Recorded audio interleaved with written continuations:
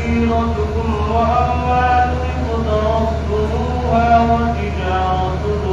تخشون كسادها ومساكن ترضونها أحب إليكم من الله ورسوله وجهاد في سبيله فتربصوا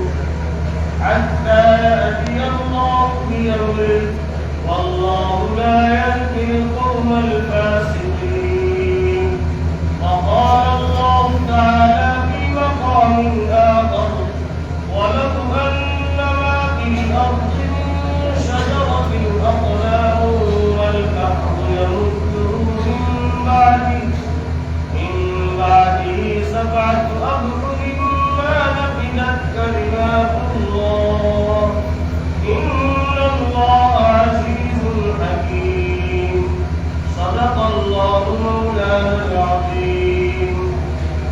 وعن أنس رضي الله تعالى عنه قال قال رسول الله صلى الله عليه وسلم لا يؤمن أحدكم حتى أكون أحب إليه من والده وولده والناس أجمعين. وقال حبيبنا صلى الله عليه وسلم 3 من كن فيه وجد بهن حلاوة الإيمان من كان الله ورسوله أحب إليه مما سواهما ومن أحب عبدا لا يحبه إلا لله ومن يكره أن يعود بالكفر بعد أن أنقذه الله منه كما يكره أن يلقى في النار. وقال حبيبنا صلى الله عليه وسلم من أحب سنتي فقد أحبني ومن أحبني كان معي في الجنة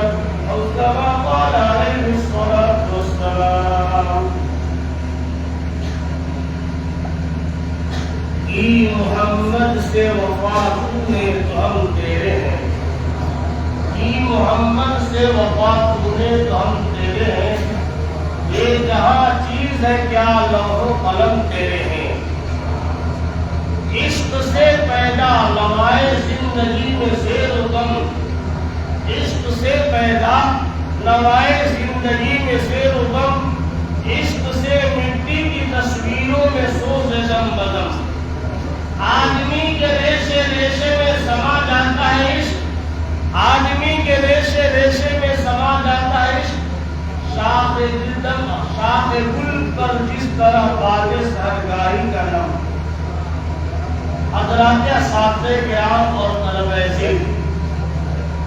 جس عنوان کا میں نے انتخاب کیا ہے سیرت النبی صلی اللہ علیہ وسلم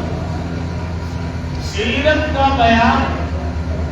ہر مسلمان کے دل کو چھو لیتا ہے اور ہر مسلمان جس کے دل میں ایمان ہو وہ یہ چاہتا ہے کہ میرے کان میں میرے نبی صلی اللہ علیہ وسلم کی باتیں پڑھے اور جب وہ سنتا ہے تو اس کا دل مچلا کرتا ہے لیکن وقت بہت کم ہے اور یہ سیرت کا جو عنوان ہے اس پر ایک رات نہیں ایک مہینہ نہیں بلکہ سالوں اور پوری زندگی کم پڑ جائے گی. سیرت کا یہ عنوان ایسا ہے کہ جب آدمی شروع کرتا ہے تو کہاں سے شروع کرے کہاں اختتام کو پہنچے کچھ سمجھ میں نہیں آتا. وجہ یہ ہے کہ خود خالق کائنات جس نے اپنے نبی کو پیدا فرمایا اپنے نبی کو مبعوث فرمایا اس نبی کے خالق نے ہم سب کے خالق اور مالک خداوند قدوس نے ایک بات یوں فرمایا وَلَوْ أَنَّ مَا فِي الْأَرْضِ مِن شَجَرَةٍ أَقْلَامٌ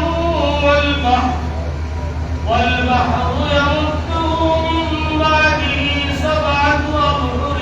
مَا نَفِدَتْ كَلِمَاتُ اللَّهِ. کہ اگر ساری دنیا کے درختوں کو قلم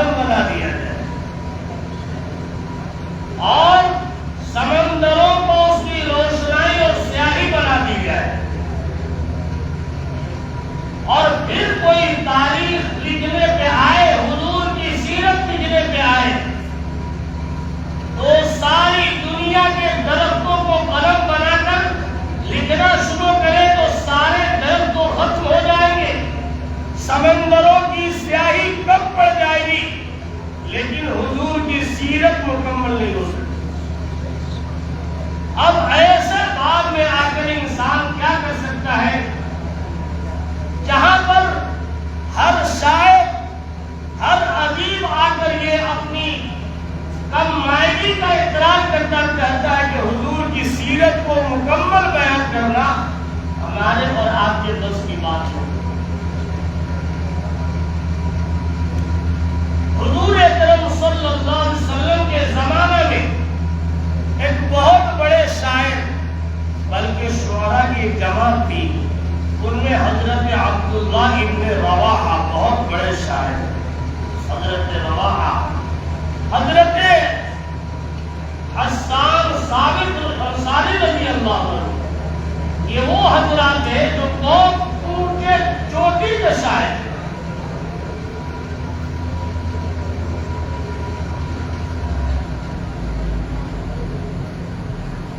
ابھی لقمہ بھی مل گیا کہ 45 میں مکمل کرنا ہے، اب صرف 5 منٹ ہے،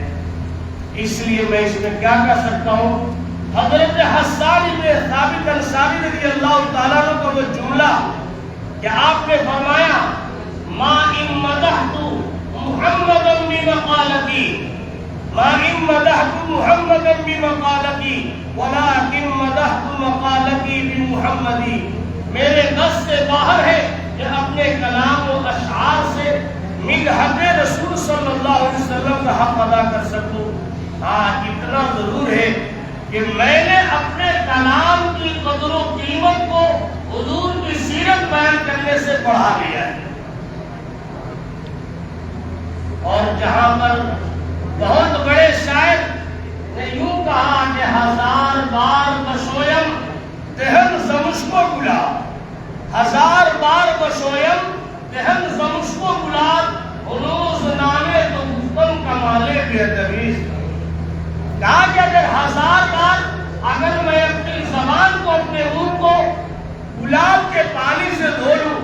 اور پھر میں حضور کی بات کروں تب بھی میں اس کو بے ادبی سمجھتا ہوں، بے ادبی تصور کرتا ہوں، کیونکہ حضور اکرم صلی اللہ علیہ وسلم کی ذات گرامی ایسی جامع اور کمال، جامع صفات و کمالات کا مجموعہ ہے کہ جس کے بارے میں کسی شاعر نے کہا کہ میں آپ کو کہ اگر آپ کی صفات ظاہری کو بیان کرتا ہوں، آپ کی خوبیوں کو بیان کرتا ہوں تو کوئی یہ کہتا ہے بلغ العلا بکمالہ کشف الدجی بجمالہ حسنت جمیع خصالہ صلوا علیہ وآلہ۔ یا صاحب الجمال و یا سید البشر من وجهك المنیر لقد قبل القمر